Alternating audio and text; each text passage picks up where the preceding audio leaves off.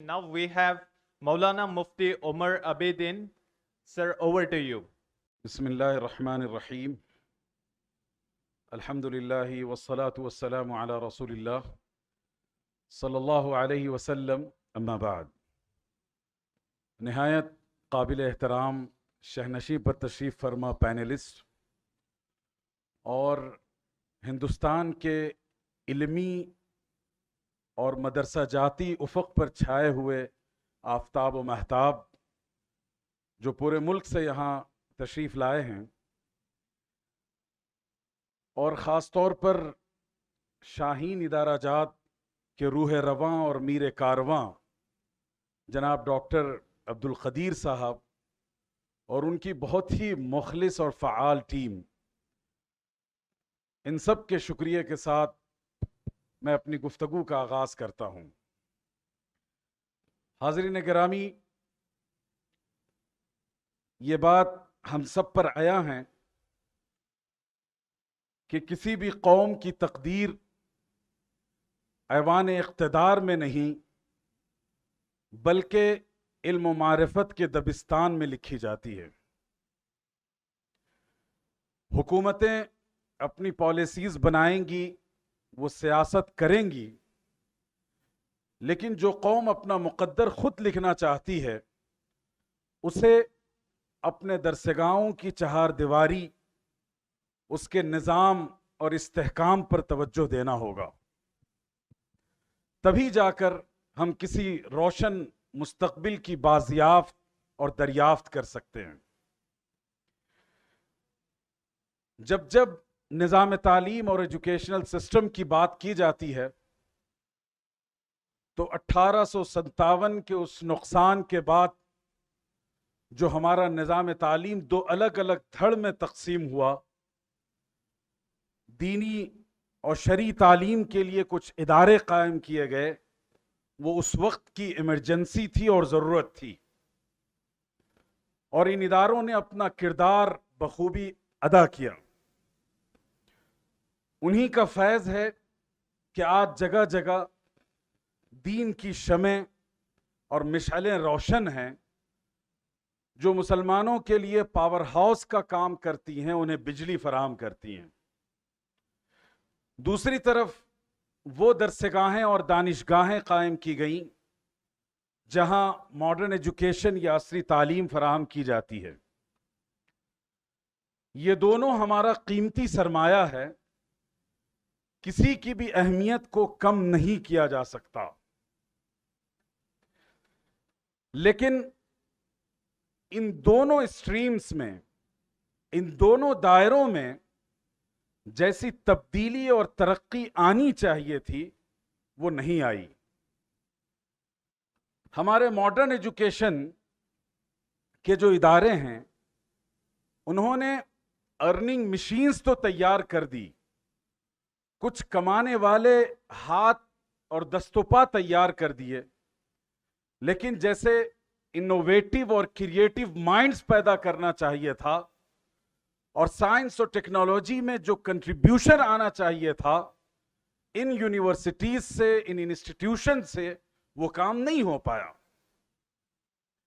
اور دوسری طرف دینی مدارس سے جیسے اجتہادی دماغ، بیدار مغز، زمانہ آگاہ، بلند نگاہ علماء پیدا ہونے چاہیے تھے، شاید اس میں بھی ہم ناکام رہے. لیکن بدلتے حالات میں اور ہم اور آپ زمانے کی جس ڈگر پر کھڑے ہیں، یہاں ہمیں کچھ فیصلہ لینا ہوگا، اور وہ فیصلہ اپنی دینی اور اسلامی تشخص اور شناخت کی بقا، اپنی کلچرل اور ریلیجیس آئیڈینٹی کا بقا، اور اس کے ساتھ ساتھ زمانے کی رفتار سے خود کو ہم آہنگ کرنا، یہ دو ہماری بہت بنیادی ضرورتیں ہیں. جو فاصلے ان دونوں انسٹیٹیوشنز میں تھے ان کی بریجنگ اور ان کے گیپ اور خلیج کو ختم کرنا آج کے وقت کی سب سے بڑی ضرورت ہے.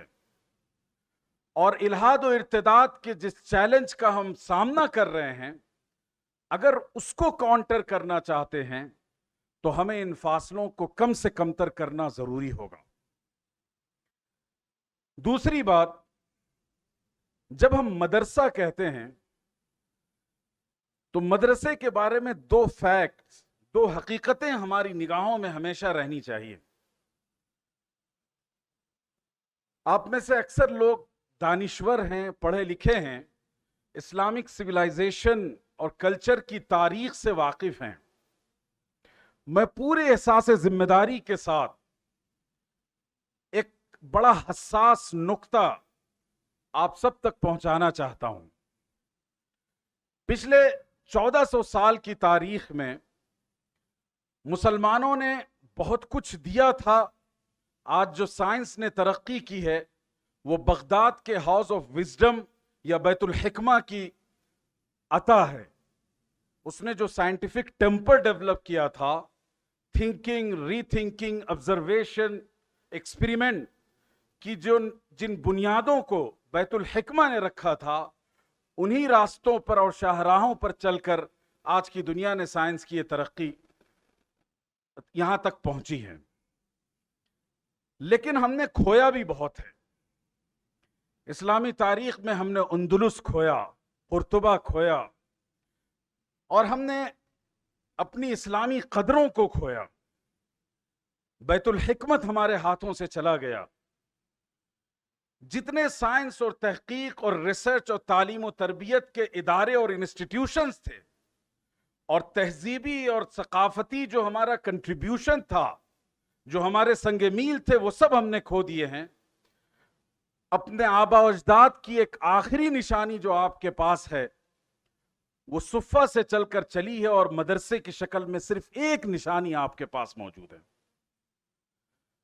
اگر ہم نے اس نشانی کو کھو دیا تو پھر ماضی سے ہمارا رشتہ جوڑنے والی کوئی ایسی زنجیر نہیں ہوگی جو ہمیں اپنے آبا و اجداد کی اس سنہری زنجیر سے جوڑے رکھے. تو اس مدرسے کی جب بات کی جائے، یہ چٹائی پر بیٹھنے والے اور ایک چھوٹی سی چہار دیواری میں بسنے والے چند مولویوں کا ذکر نہیں ہے، بلکہ آپ کی وہ روشن تاریخ کا وہ حصہ ہے جو اپنی آخری سانس لے رہا ہے. اگر آج آپ نے اس کے ڈیولپمنٹ، اس کے گروتھ، اس کے بقا اور پروٹیکشن کے لیے نہیں سوچا تو آپ اپنی اسلامی تاریخ کی آخری جو کڑی ہے اسے کھو دیں گے. تو اس لیے اس جانب جو ہمارے انٹلیکچوئلز ہیں، علماء ہیں، سماج کے بہت ہائیلی پوٹینشل لوگ ہیں، ان کو اس پر کام کرنا ہوگا. دوسری بات، مدرسہ کسی ایک مخصوص نظام تعلیم، ایک اسپیسیفک ایجوکیشن سسٹم کا نام نہیں تھا. اسی مدرسے نے البیرونی دیا، الزہراوی عطا کیا، ابن سینا عطا کیا، میڈیکل سائنس کی وہ تمام ریسرچز اور میڈیسن کی وہ تمام تر تحقیقات انہی مدرسوں کے پڑھے لکھے لوگوں نے دی. ابھی 2 روز پہلے میرے پاس ایک کتاب آئی جس میں ان علماء کا ڈیٹا جمع کیا گیا ہے جو بیک وقت اس دور کے ماڈرن ایجوکیشن اور اسلامک ایجوکیشن کے ایکسپرٹس تھے. اور جب ان کی فہرست پر ہم نے نگاہ ڈالا، 1-2 فرد نہیں، چند افراد نہیں، بلکہ سینکڑوں شخصیتیں ہیں. تو مدرسہ کسی ایک تعلیم کا نام نہیں ہے، ایک ایسی اکائی ہے جس میں آج کی زندگی سے بھی ہمارا رشتہ وہ جوڑتا ہے، اور اس کے ساتھ ساتھ جو ہماری روحانی اور شرعی اور اسلامی تعلیمات ہیں اس کا بھی بہترین ہمیں فہم عطا کرتا ہے. تیسری بات، جب مدرسے پر گفتگو ہوتی ہے، پچھلے کم سے کم 12 یا 15 سال سے مختلف نیشنل اور انٹرنیشنل کانفرنسز اور سیمیناروں میں میں شرکت کرتا رہا ہوں. اکثر ہمارے بعض بہت مخلص دوست، بہت خیرخواہ احباب جب مدرسے پر زبان کھولتے ہیں تو ان کے جذبات اور ان کے شعور، یعنی ان کے شعور پر جذبات غالب آ جاتے ہیں. دیکھیے، کسی بھی انسٹیٹیوشن کے جو آبجیکٹیوز ہیں، اس کے جو اہداف اور مقاصد ہیں، اس کے جو ٹارگیٹس ہیں، اگر آپ اس سے اس سفر کو منحرف کر دیں گے تو اس ادارے کی روح نہیں بچے گی. جو میڈیکل کالج ہے اس نے میڈیکل کی تعلیم دینی ہے. اب اگر وہاں ہم کلیت الشریعہ کے مقاصد کو جا کر امپلیمنٹ کرنے لگیں تو ظاہر ہے اس سے اس ادارے کی روح نکل جائے گی. تو دینی مدارس کا کیا مقصد ہے اس کو اپنے نگاہ میں رکھیں, اور اس کے بعد اس کی پروڈکٹیویٹی کو کس طرح آپ انہینس کر سکتے ہیں, ایگزیجریٹ کر سکتے ہیں, اس پر غور و فکر کرنا یہ اصل میں ہمارا کام ہے. میں مدرسے کی چٹائی سے پڑھا ہوا ایک طالب علم, زندگی اسی چٹائی پر گزاری. ہم نے جو سمجھا ہے مدرسے کے بنیادی طور پر 4 ایمز اینڈ آبجیکٹیوز ہیں. سب سے پہلی چیز ہے علوم اسلامی کی تعلیم اور اس کے ساتھ ساتھ تربیت, کہ ان کی ڈیپ انڈرسٹینڈنگ, جو تفقہ کہتے ہیں اس کا معنی ہے ڈیپ انڈرسٹینڈنگ, وہ مسلم سماج کے افراد میں پیدا کرنا اور فراہم کرنا. دوسرا مقصد ہے مدرسے کا قرآن و حدیث کی تشریح, شریعہ لا اور قانون کی آج کی زبان, آج کے اسلوب میں اس کو پیش کرنا, آج کے حالات پر اس کو منطبق کرنا. یہ دوسرا مقصد ہے. تیسرا مقصد ہے دعوت و تبلیغ. یہ امت دعوت ہے. اس نے انسانیت تک توحید کا, رسالت کا اور اسلام کے پیغام کا پیغام دنیا تک پہنچانا ہے. اور چوتھا مقصد ہے دینی مدارس کا دفاع اسلام. اسلام کے خلاف جو فکری یلغار ہے اس کا مقابلہ کیا جائے اور اس کا اکیڈمک رسپانس دیا جائے. یہ 4 بنیادی مقاصد ہیں. جب میں ان 4 مقاصد کو اپنے پیش نظر رکھتا ہوں تو مجھے ایسا محسوس ہوتا ہے کہ پہلے 2 جو ٹارگٹس ہیں اس میں دین مدارس ایک بڑی حد تک کامیاب ہیں. وہ ایسے افراد پیدا کر رہے ہیں جن کو قرآن و حدیث کا صحیح فہم اور علم ہو, اور ایسے افراد بھی تیار ہو رہے ہیں جو اپنے تجربات سے گزر کر قرآن و حدیث کی معاصر اسلوب میں تشریح کر سکیں. لیکن جو بقیہ 2 رسپانسبلٹیز ہے, اور وہ بہت ہی پرائمری اور فنڈامنٹل رسپانسبلٹی ہے, وہ ہے دعوت و تبلیغ اور دفاع دین. اس میں ہمارے افراد کار, ہماری جو ٹیم ہے وہ پرو ایکٹیو کردار ادا نہیں کر پا رہی ہے جس کی اس سے امید کی جاتی ہے. اس کردار کو پیدا کرنے کے لیے اور یہ اسکلز ڈیولپ کرنے کے لیے ہمیں 3 طرح کی مہارتوں کی ضرورت ہے. سب سے پہلی مہارت ہے لسانی, لینگویج اسکلز. چونکہ دعوت ہو یا دفاع ہو, اس کا تعلق کمیونیکیشن سے ہے, ادائیگی اور ترسیل سے ہے. تو ہمیں کمیونیکیشن اسکلز اپنے اندر لانی چاہیے. ڈاکٹر غازی صاحب نے جو درد اپنا بیان کیا, میں بھی اسے یکساں طور پر محسوس کرتا ہوں. بڑی سنجیدہ آپ لوگ گفتگو سن رہے ہیں. میں ایک لطیفہ سنا کر تھوڑا سا آپ کو ٹھنڈا کرنا چاہوں گا. بات یہ ہے کہ دنیا میں کتنے عجوبے ہیں بتائیں آپ لوگ کوئی؟ 7 عجوبے ہیں. ٹھیک ہے, 7 عجائب روزگار چیزیں ہیں. میرا مطالعہ یہ کہتا ہے کہ 8 عجوبے ہیں. غازی صاحب, ڈاکٹر غازی جی, میرا احساس یہ کہتا ہے کہ 8 عجوبے ہیں. 8واں عجوبہ وہ ہمارے مدرسوں میں پایا جاتا ہے. کبھی چل کر آپ دیکھیے گا. ہمیں عربی زبان کے گرامر پڑھانے ہیں, نحو و صرف. اس کے لیے جو کتاب ہمارے مدرسوں میں پڑھائی جاتی ہے وہ فارسی میں ہے. استاذ جس زبان میں پڑھاتا ہے وہ اردو, اور طالب علم کی جو مدر ٹنگ ہے وہ کوئی دوسری ریجنل لینگویج ہے. تو ان 4 زبانوں کے مجموعے سے ہم عربی پڑھاتے ہیں, اسی لیے وہ حشر ہوتا ہے. تو یہ عجوبہ لگتا ہے کہ نہیں لگتا آپ لوگوں کو؟ نہ عربی زبان بانجھ ہے کہ اس کے گرامر پڑھانے کے لیے ہمیں فارسی کی کتاب کا سہارا لینا پڑے, اور نہ کسی اور زبان کی کتاب کا سہارا. ضابطہ تو یہ ہے کہ مادری زبان میں پڑھایا جائے, اور اس میں نہیں پڑھانا ہو تو کم سے کم ڈائریکٹ عربی میں پڑھایا جائے. اور اب تو لینگویج ٹیچنگ اور لرننگ کا پورا منہج اور میتھڈ چینج ہو گیا ہے. گرامر کے بارے میں اے جے ہاگ نے ایک بہت اچھی ریسرچ کی. اس نے کہا کہ لرن گرامر تھرو فریزز, جملوں کے ذریعے سے قواعد سیکھے جیسے ہم اپنی مادری زبان کے ضابطے سیکھتے ہیں. تو بہرحال ہمارے مدرسوں میں لسانی مہارتیں, جو لینگویج اسکلز ہے, اس کی سخت ضرورت ہے.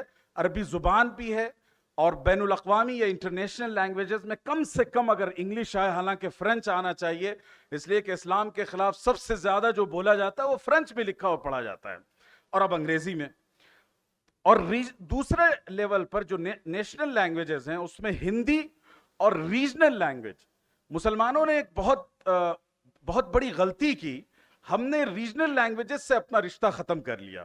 ہمارے ہاں تلنگانہ میں آ جائیے، اچھے خاصے پڑھے لکھے گریجویٹ لوگ ہیں، وہ تیلگو نہیں بول سکتے. یہ ہمارے لیے عیب کی بات ہے. کنڑ کے مسلمان کنڑ بولیں، سیکھیں، پڑھیں لکھیں اور اس میں اپنی گفتگو کریں. تو ایک ہے لسانی مہارتیں جو مدرسوں میں انکلکیٹ کرنا چاہیے. دوسری چیز ہے استدلالی مہارات. دیکھیے آج کا استدلال کا لب و لہجہ بدل چکا ہے. جو منطقی طریقہ استدلال تھا آج دنیا اسے نہیں سمجھتی. آج سائنٹیفک اپروچ ہے، سائنٹیفک میتھڈالوجیز ہیں کسی بات کو پریزنٹ کرنے کی، ایکسپیریمنٹ کے ذریعے سے، لاجیکل ریزننگ کے ذریعے سے باتوں کو پیش کی جاتی ہے. ہم اسلامی شریعت کو، اسلامی قواعد و ضوابط کو، استدلالی مہارتیں جو آج کی ہیں اسے اڈاپٹ کریں اور مدرسے کا حصہ بنائیں. اس میں چاہے آپ سائنس بھی پڑھانا ہوگا، سوشل سائنسز بھی پڑھانی ہوگی، فزکس بھی پڑھانی ہوگی، یہ تمام چیزیں مل کر انسان کے اندر استدلالی مہارت پیدا کرے گی. تیسری مہارت ہے وہ ہے فکری مہارتیں. آج اسلام کے خلاف جو یلغار ہے وہ میدان جہاد میں نہیں ہے بلکہ فکر کی دنیا میں ہے. آئے دن مغربی ملکوں سے ایسی تھیسز، ایسے مقالے، ایسی تحریریں آتی ہیں جو اسلامک پرسپیکٹیوز کو، سیرت کو، قرآن مجید کی ٹیچنگز کو ٹارگٹ کرتی ہیں. ہمارے پاس ایسے افراد نہیں ہیں جو ان کو کاؤنٹر کر سکیں اکیڈمک بنیادوں پر. پورے ہندوستان میں اگر گن لیا جائے تو انگلیوں پر گن سکتے ہیں 8 10 یا 1 درجن 2 درجن افراد ہوں گے جو اس کام کو کر سکتے ہیں. بقیہ مدرسوں کے گریجویٹس نہیں کر پا رہے ہیں. تو یہ بہت بڑا خلا ہے.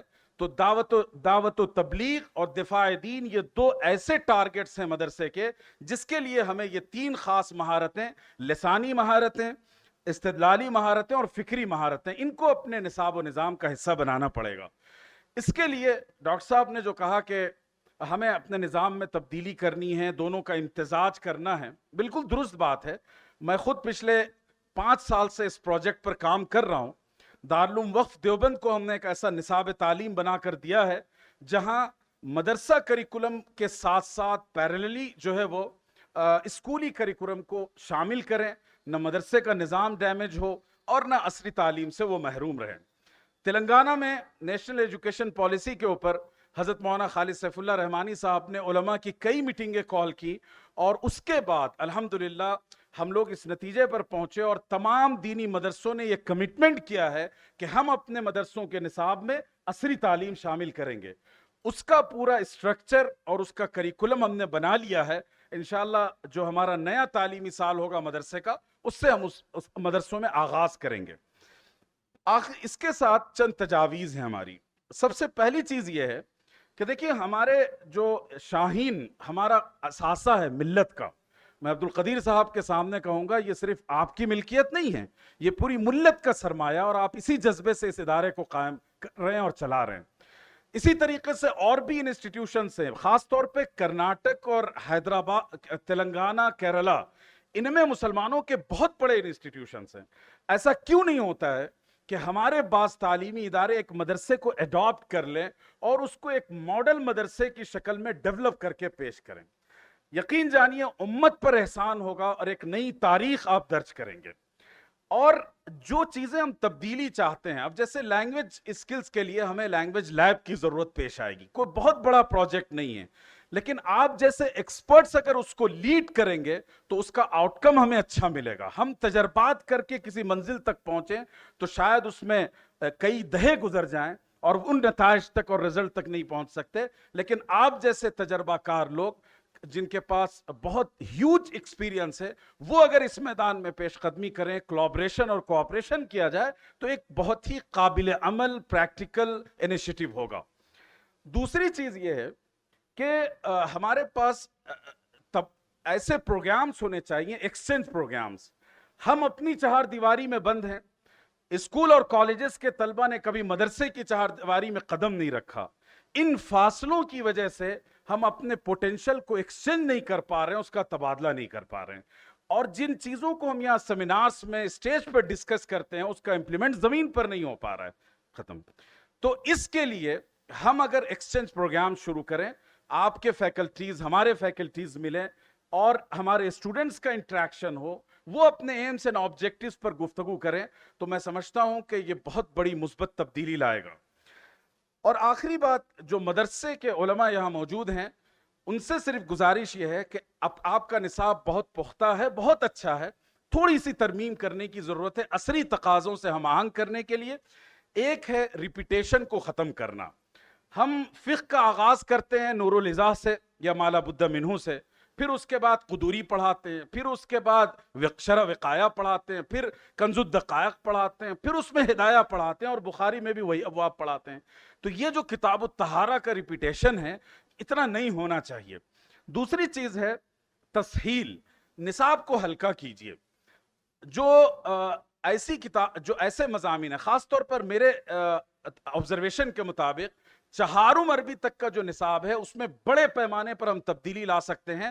نحو و صرف اور لینگویج اور گرامر کے حوالے سے جو کتابیں ہیں اس میں مصر میں, عالم عرب میں بہت اچھی کتابیں لکھی جا چکی, ہم انہیں کیوں نہیں لیتے؟ اور آج تک ہم انہیں فارسی کتابوں پر سہارا کر رہے ہیں جن فارسی کو پڑھ کر انگریزوں کے دور میں سرکاری ملازمت ملتی تھی. آج نہیں ملتی, آپ روٹی بھی نہیں بیچ سکتے فارسی پڑھ کر. فارسی پڑھنا چاہیے, بہت اچھا لٹریچر ہے, اردو دانی کے لیے, ثقافت کے لیے, اسلامی تاریخ کے لیے ایک ریسورس ہے, لیکن بات یہاں عربی زبان کی ہو رہی ہے.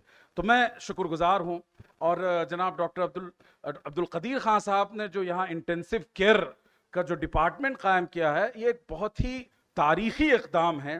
اس طرح کے شعبے کی ضرورت مدرسہ کیمپس میں ہے. میں اپنے ادارے کی طرف سے آپ کو پیشکش کرتا ہوں کہ آپ کی خدمات, آپ کی ایک برانچ المعہد ہمارے کیمپس میں ہو. انشاءاللہ مدرسوں کی سطح پر سب سے پہلے ہم آپ کا استقبال کر رہے ہیں اور ایک شاخ کھولنے کی آپ کو دعوت دے رہے ہیں.